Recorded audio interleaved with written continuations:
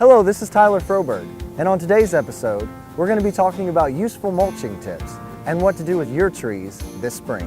Today we're going to be using a natural organic mulch. You want to ensure that it is organic and hardwood. And we're also going to be using some tree fertilizer. I always recommend an even number fertilizer for your trees during the springtime. The tools we're going to be using today are a simple rake and a shovel.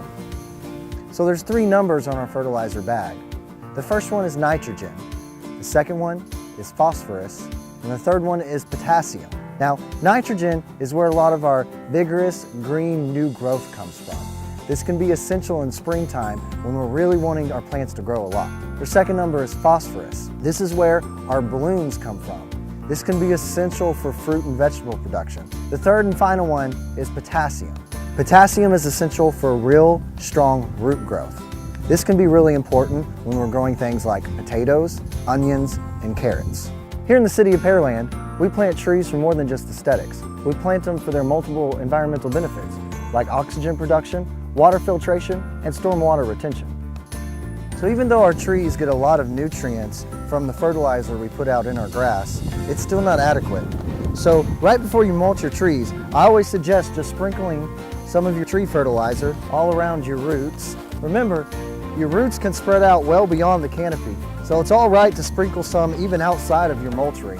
So now we're going to take our organic hardwood mulch and go ahead and spread it around our root zone. So all around Pearland, we see what we like to call mulch volcanoes. That's where you see mulch piled high up to 12 inches above the trunk, and this is actually an incorrect method.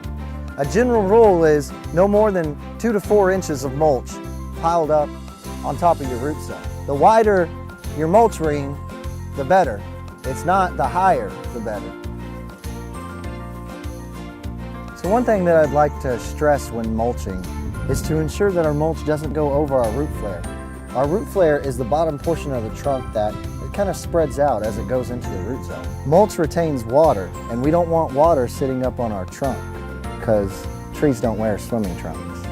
So here at the city of Pearland, we've realized that stakes have actually become a hazard in public areas like parks and public facilities. So we've moved to what's called a root ball anchor. And here you can see these staples around our critical root zone. And these actually hold in place what is the root ball anchor. There's multiple benefits we get from this. The reduction of hazard from wires, as well as developing a nice thick root flare.